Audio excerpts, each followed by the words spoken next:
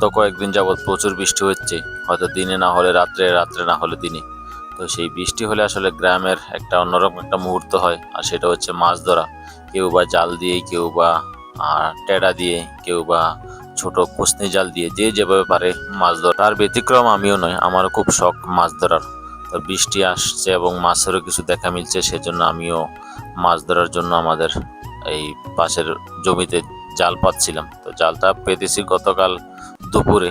তো রাত্রে প্রচুর বৃষ্টি হয়েছে, সকালে আর যেতে পারিনি।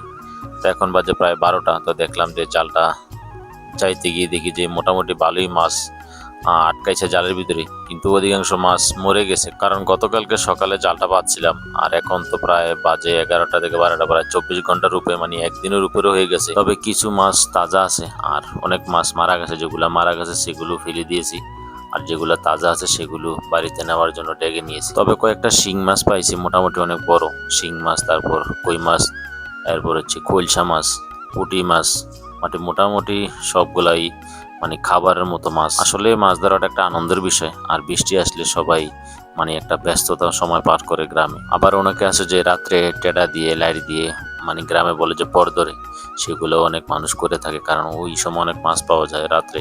যদি দিনে বৃষ্টি হয়, রাত্রে অনেক মাছ পাওয়া যায়। শুধু যে জালে মাছই বেজে বিষয়টা এরকম না, অনেক সময় বড় বড় সাপও বেজে।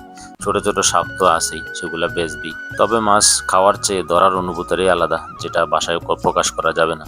যে মাছ ধরার একটা যে অনুভূতি, যে একটা আনন্দ। আর এই হচ্ছে এই জায়গাটিতে জাল পাচ্ছি, আর সামনে তো আরো অনেকে পাচ্ছে। তো অবশেষে জাল চাওয়া শেষ, আর এই হচ্ছে মাছ। তবে খুব খারাপ লাগছে অনেকগুলো মাছ ফেলে দিতে।